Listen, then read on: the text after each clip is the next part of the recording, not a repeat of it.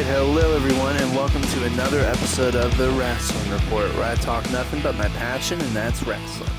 So we'll kick off Monday Night Raw with Seth Rollins and Solo Sikoa.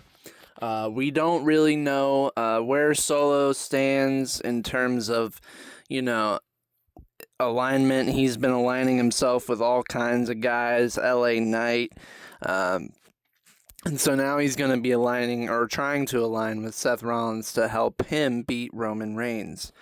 There's a lot of history there with Solo and the Bloodline, and I'm glad that they're finally exploring it. And I'm glad that we're exploring a babyface Solo Sikoa since the MFT's disbanded. I just really like his energy. I really like the energy Solo gives off as a babyface. He's very convincing. I imagine Seth Rollins, he's a cunning architect. If we've ever known Seth Rollins to be anything else, he is an architect, and he plans things out far ahead of time, So if we recall last year at SummerSlam, he pulled the ruse of the century, right? Screwed CM Punk. So, Seth Rollins could have so many different tricks up his sleeve, and Solo Sikoa could be one of those things. Seth has to expect that Roman's going to have some bloodline help or interference. That's been the motto for years. That's been the strategy for years. So it's hard not to think that would be the strategy going into SummerSlam. So I think Seth's prepared for everything. I don't know what this necessarily is going to do going forward, but we'll end up finding out, right? I don't know if Solo will end up helping Seth or if this was just for nothing. I don't know. We'll find out. Here's something else that was kind of just there. Obafemi. Obafemi wrestled. Yes, he had a match on Monday night, but it really wasn't anything more than a squash match. Poor JD McDonough got involved in something he had no business getting involved in. He was already trying to get his $100,000 back from Danhausen and that whole thing. And so he threw his money bag onto Oba. Oba was upset about it. And, he was wrong place at the wrong time for JD McDonough. And so it ended up leading to a match. Oba kicks his ass, and that's really about it, Oba's looking for Hell in a Cell. He's looking for Brock Lesnar. That's all on his mind at all times. He's ready to go to war, and I can't wait to watch the war take place. Oh, boy. And then we have another week of Otis, poor Otis, getting speared out of his socks. So the Vision were in some sort of tag team situation with Fraxium and Javon Evans. I think it was a 6-man tag. And in the middle of this, Alpha Academy will come out. They're obviously still upset about what occurred the week before, and a brawl breaks out between them and the Vision. But unfortunately for Otis and Tozawa, the same situation that occurred last week ended up occurring this week. They got the tar beat out of them. Otis got speared. They put up a fight again, That's why I'm thinking maybe not at SummerSlam, because at this point there's 12 matches booked for SummerSlam, so I imagine they're going to leave it at where it is. But I don't know. I really want to see some high-profile tag team championship match between Alpha Academy and the Vision, and I'm sure that's ultimately where they're heading with it, but I'm very excited to see what they end up doing with this, because this has potential to be really great if they do it better than what they did in 2020 with Mandy. You know what I mean? Because giving Otis Money in the Bank at that time really wasn't the best call, because that was also happening at the same time. Otis won Money in the Bank that year. 2020 was probably Otis's best year in the WWE. He won Money in the Bank. He had Mandy Rose. I mean, the guy was balling at that time. And I don't know, man, he could have that kind of glow up again if he wins tag team championships, because he hasn't even won tag team championships. I don't think he even won tag team championships with Tucker in the Heavy Machinery tag team that he was in. I don't think he's ever won tag team championships. So if we want to give Otis a moment, if we want to give something that would really matter for the fans, I would imagine that they're going to end up doing a tag team championship match between them and Alpha Academy and give Otis that moment. Otis deserves championships. If he's never going to be a world champion, if he's never even going to be an intercontinental champion, he can surely be a tag team champion with Tozawa. You know what I mean? He deserves belts. The guy deserves belts. Everybody deserves belts. You know, what can I say? That's what they're all there for. It's what you're there for, is to win a championship. You know what I mean? You don't want to go your whole career without it. Otis should absolutely win tag team championships. Seems to be the moment in time for him to make it happen. So, if not this SummerSlam, then I hope eventually. You know what I mean? The Vision can win him back at any time. But give Otis that damn title. Give him tag titles. Anyway, we move on to Smackdown. And we kick off with the Gunther and Nick Aldis contract signing. This was a very, very good contract signing. And this story has picked up tenfold since Nick Aldis has come back and screwed Gunther. Since that moment happened, this match has become instantly must-see. And that's also, you gotta give Gunther the credit where it's due. The guy is the perfect top heel in the company. I can't imagine a better heel right now in the company, not in wrestling in general, but just in WWE specifically. I think Gunther is your top heel in the business. And I think putting him in this situation with Nick Aldis is super beneficial for Nick also to have his first match back, because the crowd's going to be all the way behind him. I mean, I'm going to be behind him. You know what I mean? Like, everybody's going to be behind Nick Aldis. And Nick tells Gunther that, look, you didn't expect me to have to, lay my hands on you, but you must not remember who the hell I am. He hasn't had a match in 3 years. He hadn't had a match since he signed with the company. And now's the time, right? I was saying years and years ago, I would love to see Nick Aldis fight. What circumstance would get him in a match? This is the one. Nick says that Gunther has pushed him to his breaking point. Especially when he tried to literally kill him last week on SmackDown with a sleeper choke. But anyway, the point is, this is going to be a very good match. Do I see Nick Aldis coming out of this the victor?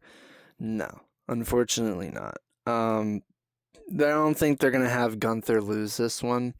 And if they do, I'd be insanely surprised.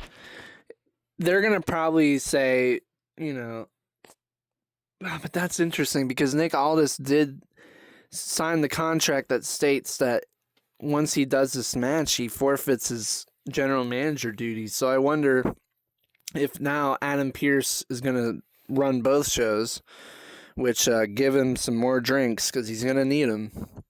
Nick Aldis is going to end up maybe being a superstar, right? Maybe we'll see him more than just this match. Because I was going to say maybe Gunther's going to add another name to his list of careers he's killed. But I don't think this is a one-off for Aldis. Something tells me this isn't a one-off match. Gunther will get the win, but I don't think this will end Aldis's in-ring stuff. You know what I mean? I think he's going to keep going on that. And I hope he does at least. I'm very excited for this match. Very excited. Then we get some more advancements in our interim women's championship ladder match. Chelsea Green and Charlotte Flair both have advanced. Charlotte Flair beat Nia Jax, and Chelsea Green beat Kiana James. I am very excited to see both of these two advance. They have joined Tiffany Stratton and Jade Cargill, so we still have one more to decide. It's going to be either Julia or Lash Legend. Probably going to be Lash Legend. But I really don't know who's going to win this thing. The obvious choice is Jade Cargill. The obvious choice is they want to continue the Rhea and Jade saga. and that would be the natural way to do so, and maybe to end it. I don't know. But man, do I want to see Rhea and Charlotte in 2026. That's who I'm picking or hoping to win this ladder match. I love Chelsea Green. I just cannot see WWE pulling that trigger. You know what I mean? That's the unfortunate part. You know, they've set it on Unreal. You know, Chelsea is at most mid card. That's what they've told her. That's what they've told the world. Now I don't know if that'll ever change in their mind, but Chelsea definitely deserves it. Ultimately, I think it's going to be Jade Cargill. I think the stars are aligning to that again, and I don't know. You know, I mean that's the safe bet. That's a safe choice, and WWE a lot of the time likes to go safe. So I would like to see something different. You know, Chelsea Green would be great in that role. I would love to see Chelsea Green win a women's championship. It's the matter of the fact that, you know, there's an active storyline with Jade and Rhea, and, you know, that's just ultimately going to be where we're at with that. So they've both advanced though, for the ladder match at SummerSlam. So we will see, right? We will see. And then we had a surprise return, one I wasn't expecting to have happen on a Smackdown. But Nikki Bella has returned. It happened after the match with Fatal Influence and Paige, or one of the members of Fatal. I think it was Fallon Henley and Brie Bella. So that match was going on. Fatal Influence is doing their usual dirty business, and then out comes Nikki Bella to save the day. She beats ass, and she challenges all three members of Fatal Influence to a 6-woman tag at SummerSlam. And I said this earlier. I said this yesterday or Friday night. But I believe this is going to be telling us a bigger story. I don't believe that this match will end with a happy ending. Nikki Bella watched as Paige and Brie Bella worked together as tag team champions for as long as they did. Fatal Influence just grabbed the tag team championships. So now the question is, like, you know, why would it happen now? Well, Nikki Bella has had a history of turning on her sister. So I just imagine that she's been watching her, and she's been jealous of the fact that Paige has been taking up the spotlight. And I think she's going to take something out on one of these two. Something in my head, something in my 15 years of wrestling knowledge in the bank, something just tells me that Nikki Bella is going to turn heel. Something just tells me. So I'm gonna, you know, watch it happen as it happens, and, you know, I'll shut my mouth if I'm wrong, and I'll scream to the mountaintops if I'm right. Right? So ultimately, I don't know. We'll have to see what happens at SummerSlam. But there's a reason this thing is booked. That's all I'll say. That is all I will say on that matter. And then we get to the Cody Rhodes and CM Punk segment. Boy, this thing is kicked up, right? In the span of a week, this went from like a respectful thing to like, I'm gonna beat your ass type of thing. And it's crazy. So after they won a tag team match, they won their tag team match at Saturday night's main event. Punk, I guess, accidentally hit Cody in the eye with his belt. And so that pissed off Cody. And then backstage, they were yelling at each other. Cody was trying to, you know, check Punk and be like, hey, was that intentional? Did you mean to do that? And then Punk obviously didn't. But there's a lot of heated emotion there in the moment. And so that has been lingering on for the week or so that we've gotten to tonight. And these two held nothing back, really. They were just firing shots. Cody Rhodes says he does CM Punk better than CM Punk. You know, when he left the WWE and went and helped start AEW and helped AEW get to where it is today, and then to come back and then to be a multiple-time world champion. You know, while Punk, when he left the company, he stayed gone. He didn't go anywhere. He stopped wrestling, right? And so that resentment that I'm sure Punk has for Cody, that Cody went and did all the things that Punk preached about in that pipe bomb back in 2011. Cody went and did those things. But CM Punk, and this is the thing that irks Cody, CM Punk will always be there to remind Cody that if it wasn't for that pipe bomb in 2011, Cody wouldn't have had the guts to go out and do those things. So, you know, CM Punk is always there to remind Cody that Punk has, and always will be the guy that did it first. You know, whether Cody did it better, worse, whatever, Punk did it first. And, yeah, these two have been just meaning to get into a ring. I did not know that they haven't wrestled a match in 18 years. So that's like, I imagine that's 2008 or something like that. Right when Cody's like fresh into the company. I'm talking green as baby shit into the business. So that's, I mean, insanely long time. I'm super, super, super stoked for this match. This match is going to be incredible. They need the brawl next week. I think we need a brawl. I think they need to start beating each other's ass. There's a lot of weird tension, right? You would think at this point one would slap the other or something. Something would happen. But they just haven't laid hands upon one another. I think next week on Smackdown there's got to be some sort of brawl. You know what I mean? I think everything's got to come to a head. I think we got to have some sort of crazy-ass brawl to end or start the show. You know, because that would really drive home how good this thing was going to be. Because it's going to be good. It's going to be good. I just know it for a fact. It's going to be good. But that was it for both shows, ladies and gentlemen. Honestly, for once, I think SmackDown did better than Raw this week. Raw was just kind of a little iffy, you know what I mean? Like, it didn't have too much go on to push narratives, right? Other than the Seth Rollins and Solo Sikoa thing that has you thinking maybe they'll align together. I don't know. But other than that, I don't know. You know, it's like, I imagine they're going to put all their stock into the go-home show. At least I hope so. And, you know, drive this thing home before SummerSlam. There's only one more set of shows before SummerSlam, so that'll be a very busy weekend. I cannot wait to get that going.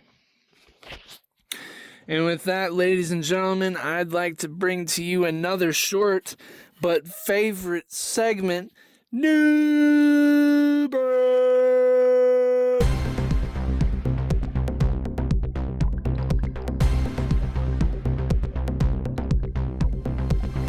Alright, so I've only got 2 stories for you this week. There's not really much going on, you know, not much headliners this week. So we'll start with what happened on NXT this Tuesday. Mike Santana has officially hopped over. He's opened the door to the WWE. He's made a career in TNA.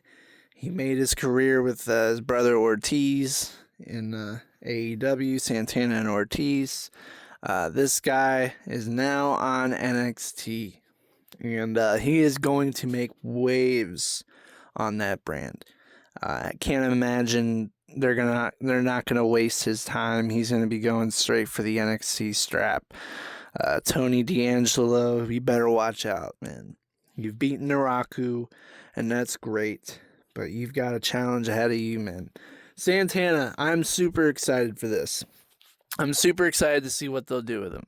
I imagine he probably won't be in NXT long. I imagine he'll be on the main roster soon, kind of like Ricky Saints.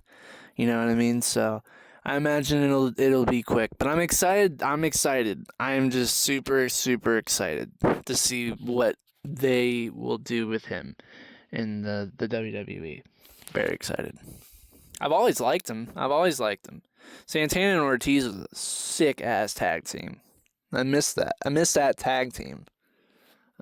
Absolutely. And then probably the biggest story of the week, I'd imagine, is Bayley's contract situation. Apparently, she has not signed a new contract as of late, and she's been pulled off of posters. They wrote her off basically at Saturday night's main event after the Lyra Valkyria match. I mean, Lyra herself is kind of in limbo too, but they wrote Bayley off of television when Lyra basically messed her up. And so there's been a lot of speculation as to if Bayley's going to come back or if she's going to sign with AEW, which is the prevailing theory on the internet. And here's my thoughts. We don't know, right? We have no idea. There have been plenty of situations where superstars have waited to sign contracts. There have been plenty of situations where superstars haven't signed contracts. Look at Sheamus. His expired and he didn't re-sign. You know what I mean?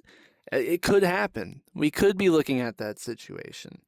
But based off of what I've recently read, I think she worked a house show the other night. So as far as I'm concerned, I think she's still actively on the roster. But we'll have to look into that. I mean, her and AEW would be pretty interesting, but I mean, I just don't know if Bayley's been there her whole career. You know what I mean? She's been there her whole professional career, at least. And so like it's hard to believe. You know what I mean? Like Mercedes at least had. Mercedes is the type that wants to get what she wants to get. You know what I mean? And Bayley is that type too, but I think she's also loyal to the companies that she works for. I mean, she's had multiple opportunities to go elsewhere, and she hasn't. I don't know. Maybe this will be the contract. You know what I mean? Maybe this will be the time Bayley goes over there. I don't know. My opinion on the matter is I believe she'll end up staying with the company, but we'll see, right? I mean, I'm not saying that she's doing one or the other. This is just pure wrestling speculation as everybody else has done. But ultimately, the choice of what happens to Bayley's career is up to Bayley. So we will watch the situation as it unfolds. So I'll be checking it all out. But with that being said, ladies and gentlemen, I believe that'll end the episode here. I'd like to thank you all very much for joining me, and I will see you all next week, baby. Woo!